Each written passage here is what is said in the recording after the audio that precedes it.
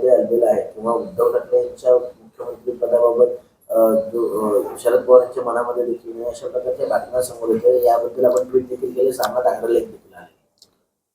मी नेहमी म्हणतो की शरद पवार साहेब हे गेले 40-50 वर्ष महाराष्ट्राच्या राजकारणाच्या केंद्रबिंदू आहेत.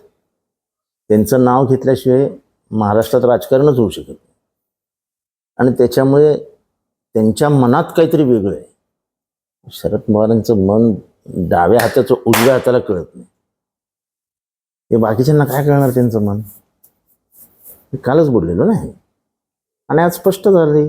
संजय राऊतांनी लिहिलं की असं काही नाही आहे. त्यांनी नावं दिली की बाबा हे सगळे काम चांगले आहेत त्या पक्षामध्ये. त्यामुळे हे राजकारणात संभ्रमता निर्माण करणं हे सध्याच्या राजकीय हालचालींमधलं एक विशेष गुण निर्माण झालं आहे. आपण हारतोय म्हटल्यावर सर्वे मॅनेज करायचे, मग असं काहीतरी. आता नरेटिव्ह कोण सेट करतंय खोटं? अंगाशी आला ना नरेटिव्ह, झाला ना की काही. मी तुम्हाला सुरुवातीलाच सांगितलं होतं की आमच्या तिघांमध्ये कुठेही काहीही प्रॉब्लेम नाही. आणि शेवटी निर्णय दिल्लीत होईल. शरद पवार साहेब, उद्धव ठाकरे साहेब, राहुल गांधी आणि सोनिया गांधी हे 4 जण बसले की खतम.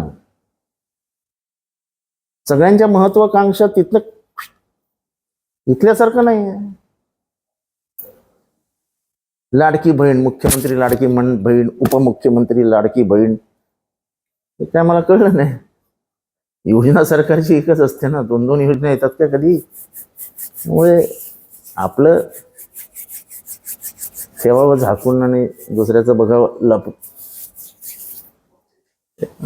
त्याला काय अर्थच नव्हता. पण मला आश्चर्य वाटतं की पत्रकारांनी मात्र ही बातमी लावून धरली. मी पत्रकारांना काही वैयक्तिकरित्या मला भेटत होते त्यांना सांगितलं की हे करू नका म्हणून. शरद पवारांच्या मनात वेगळा मुख्यमंत्री हे मी सांगितलं की तसं काही नाही. नाही म्हणाले, तुम्हाला नाही माहीत, आतमध्ये फार चालू आहेत लफडी. तर ह्या कोणाला कसं कळतं लफडी चालू आहे ते आम्हालाच कळत नाही. आम्ही सगळ्या नेत्यांना भेटतच असतो ना, 1 दिवसाआड 2 दिवसाआड, तर कळतं ना. चहा पोहे नाही आले तर समजू शकतो काय ते लफडं झालंय. आजकाल चहा पोह्यांबरोबर लाडू पण येतात. कुठनं लफडं आलं? ठीक आहे, चलताय. महाविकास आघाडीतल्या नेत्यांची जशी नाराजी आहे किंवा धुसफूस चालू आहे, अशा प्रकारच्या महायुतीमधल्या नेत्यांकडून सांगण्यात येत होतं. मात्र महायुतीमध्ये देखील धुसफूस आहे. अमित शहानी स्वतः सांगितलेलं आहे की वाद चव्हाट्यावर येऊ देऊ नका, जे काही लोकसभेमध्ये चुका झाल्या त्या पुन्हा हे करू नका. हे बघा, त्यांच्यात काय चालू आहे याच्यात कवडीचाही मला इंटरेस्ट नाही. बाकी कोणाला असेल तर मला माहीत नाही. ज्याचं त्याचं घर त्यांनी सावरावं. त्यांच्याकडेच काय, त्यांचा मुख्यमंत्री कोण होणार आहे हे कधी पवारसाहेब बोललेत का? उद्धव ठाकरे साहेब बोललेत का? काँग्रेसचं कोणी बोललंय का? आम्हाला काय करायचं कोण मुख्यमंत्री होणार नाही ते त्यांना माहिती आहे ना. आता सत्ताच येणार नाही हे त्यांना माहिती आहे. त्यामुळे त्यांच्या मुख्यमंत्र्याबद्दल ते बोलतच नाही आहेत. आमच्या मुख्यमंत्र्यांची त्यांना चिंता आहे की शरद पवारांच्या मनात काहीतरी वेगळंच आहे. त्यामुळे कुठेतरी पचनी पडत नाही का त्यांना नाव? नाही, मला तुम्हाला काय करायचंय? तुमची पचनक्रिया चालते की नाही चालते हे सकाळी तुम्ही तपासा ना. आम्हाला कशाला सांगता? त्यांच्या पचनक्रियेबद्दल आम्हाला काय करायचंय? सर, काही दिवसांपूर्वी आपण एक वक्तव्य केलं होतं की लाडकी बहीण योजनेमुळे अनेक योजनांचे पैसे जे आहेत ते बंद केले. त्याला दुजोरा छगन भुजबळांनी दिलाय. कसं आहे की छगन भुजबळ हे थोडेसे स्पष्ट वक्ते आहेत, हे मान्यच केलं पाहिजे. आणि मी कशाला खोटं बोलू? जे पुरावे दिले ना मी, तुम्ही जी आत्महत्याग्रस्त शेतकऱ्यांचे पैसे बुडवले त्याचा पहिला GR मी माझ्या ट्विटर अकाउंटवर टाकला. आणि त्याच्यानंतर जेव्हा मी ट्विट केलं आणि समाज माध्यमांमधनं व्यक्त झालो आणि TV वरही बोलून गेलो, त्याच्यानंतर 3 तासांनी तुम्ही GR बदलला. आणि GR बदलताना संबंधित मंत्र्यांनी सांगितलं की आमच्या काही शब्दांच्या चुका झाल्या होत्या, काही वाक्यांच्या चुका झाल्या होत्या, पण त्या शब्द आणि वाक्यांच्या चुकांमधनं हे ध्वनिनिर्देशित होत होतं की योजना आत्महत्याग्रस्त शेतकऱ्यांची बंद झाली आहे, होमगार्डचे पैसे देखील होमगार्डचेही बंद झाले आहेत. भुजबळांनी देखील सांगितले की आव्हाडांनी जे सांगितलं ते योग्य सांगितलं, काय वाटतं? जे दिसतंय समोर ते तर मान्य करतीलच ना कुणी. काही जण डोळ्यावर म्हणजे डोळ्यावर अशी पट्टी बांधूनच काम करतात. मला वाटतं छगन भुजबळ तसे नाही आहेत. छगन भुजबळांना दिसतंय की ओबीसी ज्या वर्गाला खरोखरच पैशाची गरज आहे ते कुठले वर्ग आहेत? मागासवर्गीय आहेत, शेड्यूल कास्ट आहेत, शेड्यूल ट्राईब आहेत, ओबीसी आहेत, ज्यांना शिक्षणासाठी फेलोशिप, स्कॉलरशिप, फी ही अतिशय महत्वाची आहे. ती न मिळाल्यामुळे अनेक दलितांच्या पोरांनी आपलं शिक्षण सोडून दिलं आहे. हे तुमच्या लक्षात आलं पाहिजे की आरक्षणाची मूळ कल्पना कशातून आली. तर शिक्षणात मागे पडलेला समाज जर मुख्य प्रवाहात आणायचा असेल तर त्याला सुशिक्षित केलं पाहिजे. 5000 वर्ष ज्याला शिक्षणाचा स्पर्शच झालेला नाही त्या समाजाला मुख्य प्रवाहात आणायचं असेल तर त्याला सुशिक्षित केलं पाहिजे. म्हणून आरक्षणाची कल्पना आली की त्याला आर्थिक, तो शिकला तर त्याला नोकरी मिळेल, नोकरी मिळाली की तो आर्थिक स्थैर्य स्थापित होईल आणि आर्थिक स्थैर्यातनं जी असमानता निर्माण झाली, डिस्क्रिमिनेशन ज्याला म्हणतात, ती नाहीशी होईल. ही तर मूळ कल्पना आहे आरक्षणाच्या मागची. आता आरक्षण आहे कुठे? चतुर्थ श्रेणीचं जे आरक्षण आहे ते संडास धुण्याशिवाय दुसरीकडे आरक्षणच नाही आहे. संडास धुणे, गटारात उतरणे, नाल्यात उतरणे, लोकांच्या शौचाच्या की तो आर्थिक स्थैर्य स्थापित होईल आणि आर्थिक स्थैर्यातनं जी असमानता निर्माण झाली, डिस्क्रिमिनेशन ज्याला म्हणतात, ती नाहीशी होईल. ही तर मूळ कल्पना आहे आरक्षणाच्या मागची. आता आरक्षण आहे कुठे? चतुर्थ श्रेणीचं जे आरक्षण आहे ते संडास धुण्याशिवाय दुसरीकडे आरक्षणच नाही आहे. संडास धुणे, गटारात उतरणे, नाल्यात उतरणे, लोकांच्या शौचाच्या टाक्या साफ करणे, याच्यातच फक्त आरक्षणाचा उपयोग आहे, बाकी कुठेही नाही. मग चातुर्वर्ण्यात काय फरक पडला? काही नाही फरक पडत. त्यांना शिक्षित ठेवायचंच नाहीये असा मनुवादी सरकारांना. सर, जर माझी मुलगी माझ्या विरोधात निवडून आली तर मला अभिमानच वाटेल. भाग्यश्री आता राष्ट्रवादी शरदचंद्र पवार गटात प्रवेश करणार आहेत. मात्र मागील काही दिवसांपासून असं पाहिलं जात आहे की जे नेते अजित पवारांकडे आहेत त्यांचेच जी मुलं आहेत ती शरद पवारांकडे येताना पाहायला वाटत. कारण गिरवाळांचं सुद्धा एक उदाहरण आहे. त्यांना त्यांचं भविष्य सुरक्षित वाटत असेल साहेबांकडे आणि आपल्या वडिलांनी गद्दारी करून मोठी चूक केली असं पोरांना वाटतं ना. पोरं समाजात फिरतात, त्यामुळे समाजातल्या भावना त्यांना समजतात. पोरं टोमणे मारतात, ये तुझा बाप गद्दारे रे, साला सोडून गेला पवार साहेबांना. नाक्यावर बोलतातच ना. आता कॉलेजची पोरं असतील तर नाक्यावर कॅन्टीनमध्ये कुठेतरी बसतच असतात. नाक्यावरची नुसतात पोरं असतात ते काही बोलतात, बोलत हे गद्दार बापाचा. हे बोलल्यानंतर त्याला वाईट वाटत असेल ना की त्याला माझे वडील काय करून बसले. छगन भुजबळ म्हणतात की अजित पवार शस्त्रामध्येच टाकून मागे फिरणार, शस्त्र टाकणार म्हणजे निवडणुकीत लढणारच. हा त्यांच्यातला आत्मविश्वास जागा करावा असा छगन भुजबळांचा प्रयत्न दिसतोय.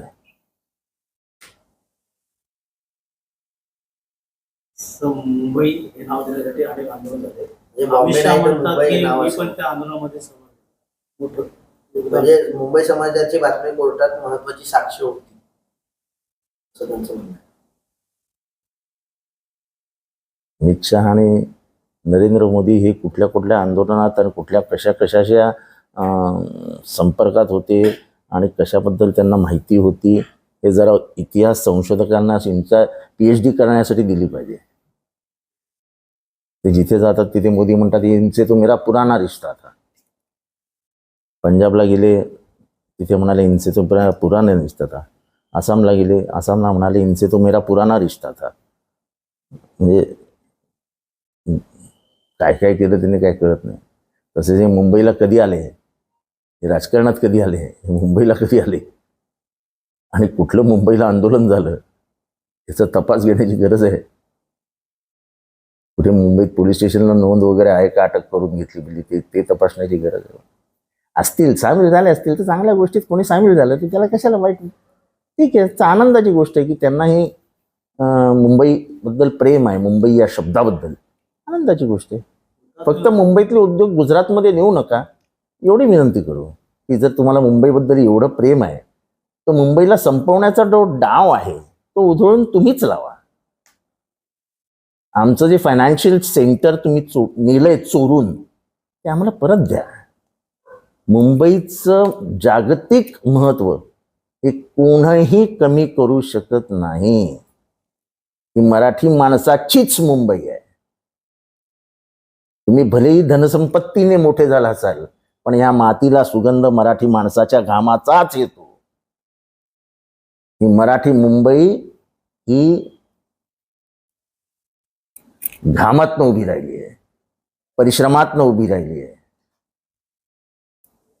ती भलेही आमची मराठी माणसं अब्जोपती झाले नसतील, आमच्या जमिनींवरती अंटालिया उभा राहिला असेल किंवा आमच्या जमिनींवरती मोठे मोठे महाल उभे राहिले असतील, पण त्याला वास मात्र, त्याला सुगंध मात्र मराठी माणसाचाच येतो ना. काल बारामतीचा दौरा अर्धवट सोडून अजित पवार मुंबईमध्ये आले, मात्र अमित शहाच्या भेट झालेली नाहीये. जीएसटीच्या बैठकीला देखील अजित पवार हजर झालेले नाहीये. जीएसटीची महत्वाची बैठक असं की त्यांनी कुठे उपस्थित राहावं, काय उपस्थित राहावं, कोणाला भेटावं हे सांगणं माझं काम नाही. आता त्यांना जर वाटत असेल की ती बैठक महत्वाची नाही आणि ते गेले नसतील तर त्याला काय करावं, आपण काय बोलावं ना त्याच्यात, आपल्याला काय करायचं त्याच्याशी. त्यांना वाटत असेल की जीएसटी बैठक महत्वाची नाही आहे आणि मागच्या वेळेस सुप्रिया सुळे यांनी असं आहे की जीएसटीच्या बैठकीला हजर न राहणं म्हणजे महाराष्ट्राचं नुकसान आहे. बरोबर आहे ना. महाराष्ट्राला जीएसटीचे कितीतरी पैसे येणं बाकी आहे. आपल्या काही मागण्या पुढे कराव्या लागतात, आपल्याला अधिकचे पैसे हवे आहेत ते मागावे लागतात. आपण बैठकीला न गेल्यामुळे महाराष्ट्राचे जे मुद्दे आहेत तो मांडणार कोण? मांडायला कोणी दुसरा माणूस ठेवलाय का? ती त्यांची राज्याची उपमुख्यमंत्री आणि अर्थ खाते म्हणून त्यांची जबाबदारी आहे. त्या जबाबदारीतनं असं पळून जाणं हे योग्य नाही. भाजपच्या बैठकीत त्यांनी सूचना दिली, लोकसभेत जे घडलं यंदा होता कामाने सर्वांनी एकजूट होऊन काम करावं. 7 मुद्दे दिले, 7 मुद्द्याच्या अंतर्गत सगळ्यांनी एकत्र. कसं आहे की मला आठवतं जेव्हा महाराष्ट्राच्या लोकसभेची निवडणूक सुरू झाली तेव्हा महायुतीला 45 जागा फिक्स, मग 43 वर आले फिक्स फिक्स फिक्स, मग 41 वर आले फिक्स फिक्स फिक्स. आणि रिझल्टच्या दिवशी काय झालं ते तुम्हाला माहिती आहे. आता देखील 125 जागा, त्यापैकी 50 जागा भाजप जिंकतील, बाकीच्या 75 जागा हे वरिष्ठांची जबाबदारी आहे असं देखील त्यांचं म्हणणं. भाजपने त्यांच्या पक्षात काय बोललं जातं ह्याचे प्रश्न तुम्ही आम्हाला काय विचारता? ते 288 जागा जिंकणार आहेत, आम्हाला काय करायचंय? फिक्स, मग 43 वर आले फिक्स फिक्स फिक्स, मग 41 वर आले फिक्स फिक्स फिक्स. आणि रिझल्टच्या दिवशी काय झालं ते तुम्हाला माहिती आहे. आता देखील 125 जागा, त्यापैकी 50 जागा भाजप जिंकतील, बाकीच्या 75 जागा हे वरिष्ठांची जबाबदारी आहे असं देखील त्यांचं म्हणणं. भाजपने त्यांच्या पक्षात काय बोललं जातं ह्याचे प्रश्न तुम्ही आम्हाला काय विचारता? ते 288 जागा जिंकणार आहेत, आम्हाला काय करायचंय? आमचा घाम गाळणं, आमचे प्रयत्न करणं, लोकांपर्यंत पोचणं हे आमचं काम आहे. तेवढं आम्ही करू, लोक आम्हाला मतं देतील. बारामतीत गब्बर नावाने एक निनामी पत्र सोशल मीडियावर व्हायरल. मी काय वाचलं नाही आणि त्याच्याबद्दल न वाचल्यामुळे त्याच्याबद्दल काही बोलणं आहे मला.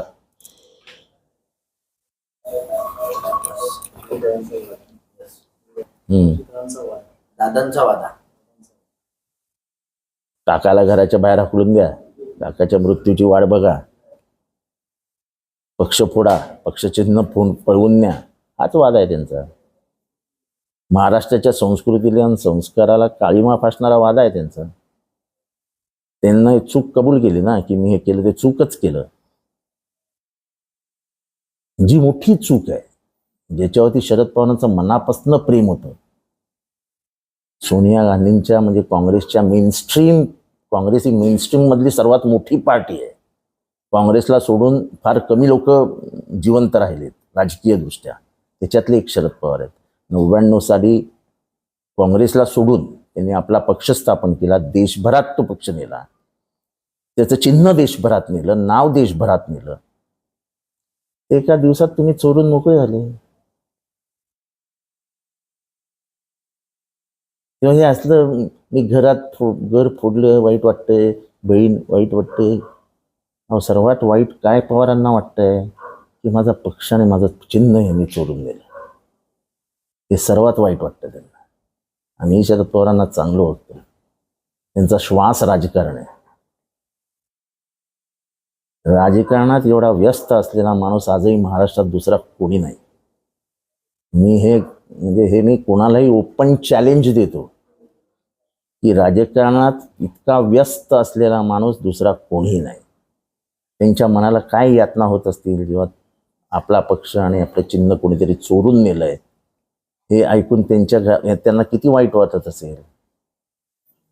एखाद्या दारुड्याने आपल्या आईच्या गळ्यातलं मंगळसूत्र कपाटातनं चोरून नेलं, त्या आईला किती वाईट वाटतं. तसं आहे ते. शेवटी ते माता पिता होते त्या पक्षाचे. एक घर म्हणून चालवायचो आम्ही सगळे पक्ष. त्याच्यातला मर्मच तुम्ही काढून घेतला, तरी लोकांनी तुम्हाला धडा शिकवला चोरल्याबद्दल आणि अजूनही शिकवतील.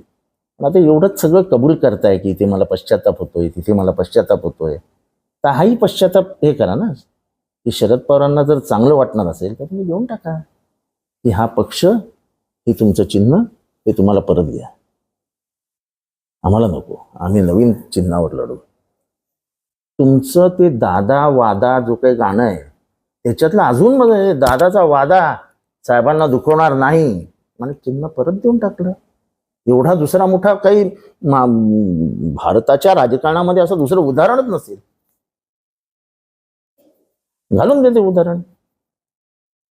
दानशूर दादा, मोठ्या हृदयाचा दादा, असं एक गाण्यात मी कडवं ऍड करून देईन, मी स्वतः लिहीन.